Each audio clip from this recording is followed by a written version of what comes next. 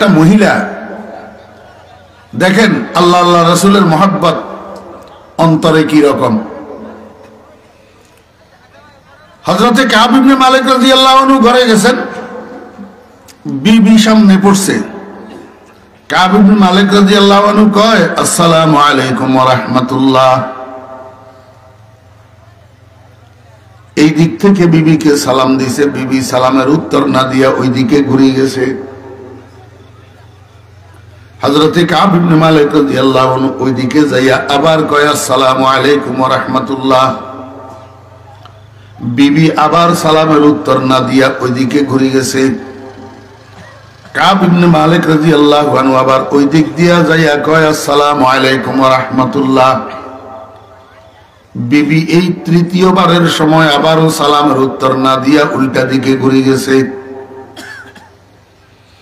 কাব ইবনে মালিক রাদিয়াল্লাহু আনহুর রাগ এসে গেছে। রাগান্বিত স্বরে বিবিকে সম্বোধন করে বলে, বিবি তুমি মনে হয় ভুলে গেছো আমার সাথে তোমার আকদের সম্পর্ক আছে, নেকাহের সম্পর্ক আছে। তুমি আমার বিবাহিতা স্ত্রী, আমি তোমার মোহর আদায় করে তোমাকে ঘরে উঠেছি। তোমার সাথে আমার দীর্ঘদিনের ভালোবাসার একটা সম্পর্ক আছে, মহব্বতের সম্পর্ক।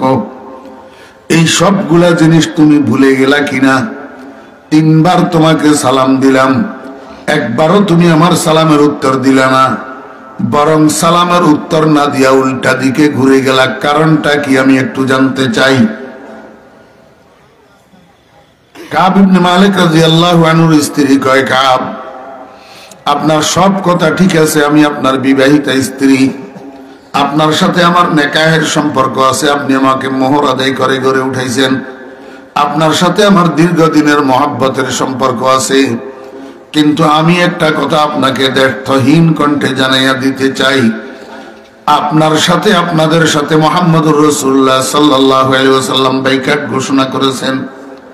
আপনাদের সাথে লেনদেন, কথাবার্তা, সালামের উত্তর সবকিছু নবীজি নিষেধ করেছেন। আপনার মতো হাজার স্বামী বিসর্জন দেয়া যায়, কিন্তু মুহাম্মদুর রাসূলুল্লাহ সাল্লাল্লাহু আলাইহি ওয়াসাল্লামের হুকুম অমান্য করা যায় না।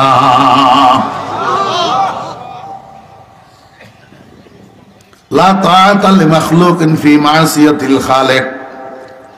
স্ত্রীদেরকে স্বামীর হুকুম মানতে হবে, সন্তানদেরকে মা বাবার হুকুম মানতে হবে, ও দোস্ত আহবাব জনগণকে সরকারের হুকুম মানতে হবে। 3টা কথা ঠিক আছে, কিন্তু কতক্ষণ পর্যন্ত? যতক্ষণ পর্যন্ত এই জিনিসগুলা আল্লাহ পাকের হুকুমের দায়রাভুক্ত হয়। আল্লাহ পাকের হুকুমের দায়রার বাহিরে যদি হয় তো আল্লাহর হুকুম ছাড়া কারো হুকুম মানার সুযোগ না, কারো হুকুম মানার সুযোগ। আল্লাহু আকবার। ও আমার মা বোনেরা, একটা মহিলা কাব ইবনে মালিক রাদিয়াল্লাহু আনহুর স্ত্রী, একজন মহিলা স্বামীকে কি শুনাইলো, কি উত্তর দিল, একটু দেখেন, একটু শুনেন, এখান থেকে আমাদের শিকার কোনো বিষয় আছে কিনা। আমার ভাইরা, দোস্ত আহবাবেরা, দিন যাইতেছে, রাত আসতেছে, রাত যাইতেছে, দিন আসতেছে, আর এইভাবে চলতেছে বাইকাট। এই 3 জন মানুষের সাথে মদিনার কোনো মানুষ কথা কয় না, কোনো লেনদেন করে না, কেউ সালাম দেয় না, আর কাউকে সালাম দিলে সালামের উত্তর দেয় না।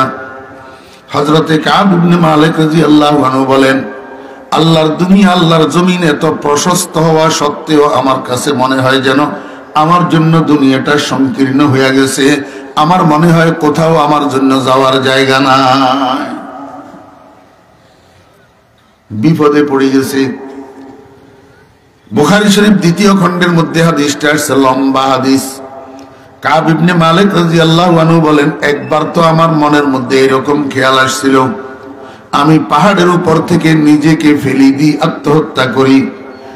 যেই জমিনে মুহাম্মদুর রাসূলুল্লাহ সাল্লাল্লাহু আলাইহি ওয়াসাল্লাম আমার সাথে কথা বলে না, সেই জমিনে আমার আর থাকি লাভ কি? আল্লাহু আকবার। আমার ভাইয়েরা, দোস্ত আহবাব, ইনারা 3 জন সত্যবাদী ছিলেন না মিথ্যাবাদী ছিলেন? কি ছিলেন? সত্যবাদী ছিলেন। দেখা যায় সত্যবাদীর উপরে বিপদ, আর মিথ্যাবাদীরা অনায়াসে আল্লাহু আকবার দেশে দেশে ঘুরে বেড়াইতেছে। তাদের কোনো সংকোচন নাই, তাদের কোনো সংকীর্ণতা নাই। তাদের সাথে সবাই কথা বলে, সবাই লেনদেন করে, সবাই সালাম দেয়, সালামের উত্তর দেয়। কিন্তু বিপদে পড়ে গেলেন সত্যবাদীরা সত্য কথা বলার কারণে। অথচ এটা হলো প্রাথমিক স্টেপ, এটা হলো বাহ্যিক স্টেপ। আজকের দুনিয়াতে যেখানে সেখানে মুসলমান মার খাইতেছে, মুসলমান লাঞ্ছিত হইতেছে, মুসলমান বঞ্চিত হইতেছে, মুসলমান জলিল ও খার হইতেছে। মনে হইতেছে ইমানদার যারা দুর্বল ইমানদার, তাদের মনের মধ্যে আসে কিরে, মুসলমান যদি সঠিক হয়, মুসলমানের আল্লাহ যদি সঠিক হয়, মুসলমানের ধর্ম যদি সঠিক হয়, তাহলে মুসলমান কেন শুধু মার খায়? कहर तो ये है कि काफिर को मिले हुर कसूर, कहर तो ये है कि काफिर को मिले हुर कसूर, और बेचारे मुसलमान से फकत वादे हुर। সত্য বলার কারণে বিপদে পড়ে গেছে কতদিন? একটা মাস। একটা কাব ইবনে মালিক রাদিয়াল্লাহু আনহু হাদিস শরীফের মধ্যে বলেন, শেষ পর্যন্ত আমি আত্মহত্যা থেকে বেঁচে গেলাম, জীবন ধারণ করার উসিলা পাইলাম, প্রাণে বেঁচে গেলাম। এটার উসিলা কি তোমরা জানো নি? উসিলা হইল আমি যখন নামাজ পড়ার জন্য মসজিদে নববীতে ঢুকতাম, তো কাতারের এক পাশে দাঁড়াইতাম, দাঁড়াই নবীজির দিকে এমনি করি একটু দেখতাম, নবীজির দিকে আমি যখন তাকাইতাম, তো আল্লাহর হাবিব জনাব রাসূলুল্লাহ সাল্লাল্লাহু আলাইহি ওয়াসাল্লাম চোখের কোনা দিয়ে আমার দিকে তাকাইতো, আমি মসজিদে আসলাম কি না আসলাম। অদস্ত আমি আসলে মরেই যাইতাম, আমার জীবন ধারণ করার উপকরণ হয়ে গেছে মুহাম্মদুর রাসূলুল্লাহ সাল্লাল্লাহু আলাইহি ওয়াসাল্লামের রহমতের নজরের চোখের কোনায় আমার দিকে তাকানো।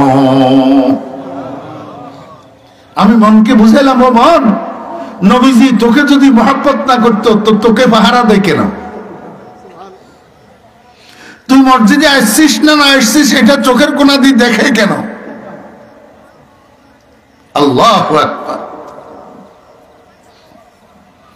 আমার ভাইয়েরা, দোস্ত আহবাব, হযরতে কাব ইবনে মালিক রাদিয়াল্লাহু আনহু বলেন, একটা মাস পর্যন্ত আমার কাছে খানা ভালো লাগে না, ঘুম ভালো লাগে না, গোসল ভালো লাগে না, কোন জায়গায় বসতে ভালো লাগে না, দাঁড়াইতে ভালো লাগে না, শুইতে ভালো লাগে না। দুনিয়ার জীবনটা আমার জন্য যেন জাহান্নামে পরিণত হয়ে গেছে, বরদাস্ত করা যায় না, সহ্য করা যায় না। এরকম সময়ের মধ্যে আল্লাহু আকবার, একদিন আমি একটা দেওয়ালের উপরে বসে রয়েছি, দেওয়ালের উপরে একা একা নির্জন বসে রয়েছি। আল্লাহু আকবার, মদিনার একটা মানুষ আমার দিকে দৌড়াই দৌড়াই আসতেছে। আমার দিল বলতেছে নিশ্চয় কোনো সুসংবাদ আছে, মানুষ এটা আমার দিকে এরকম দৌড়াইয়া আসে কেন? আল্লাহু আকবার। যখন সে আমার কাছে আসছে, কাছে আসি কয়, ও কাব ইবনে মালিক, আল্লাহর হাবিব জনাবে মুহাম্মদুর রাসূলুল্লাহ সাল্লাল্লাহু আলাইহি ওয়াসাল্লাম তোমাকে ডাকতেছে। আমি বুঝতে পারছি আমার পেরেশানির সূর্য বুঝি ডুবতে বসেছে, আমার আনন্দের চন্দ্র বুঝি উদয় হইতে বসছে। নিশ্চয় আমার জন্য কোন সুসংবাদ আছে। ও দোস্ত আহবাব, কি সুসংবাদ? একটু আগে জিবরাইল আলাইহিস সালাম এসে মুহাম্মদুর রাসূলুল্লাহ সাল্লাল্লাহু আলাইহি ওয়াসাল্লামের উপরে কোরআনে কারীমের আয়াতগুলা অবতীর্ণ করে গেছেন। লাকাদ তাবাল্লাহু আলান নাবিয়্যি ওয়াল মুহাজিরিনা ওয়াল আনসার আল্লাযীনা তাবাউহু ফি সাআতিল উসরা মিন বা'দি মা কাদা ইয়াযীগু কুলুবু ফারীকিম মিনহুম সুম্মা তাবা আলাইহিম ইন্নাহু বিহিম রাউফুর রহিম। وعلى الثلاثة الذين خلفوا حتى إذا ضاقت عليهم الأرض بما رحبت وضاقت عليهم أنفسهم وظنوا أن لا ملجأ من الله إلا إليه ثم تاب عليهم ليتوبوا إن الله هو التواب الرحيم يا أيها الذين آمنوا اتقوا الله وكونوا مع الصادقين।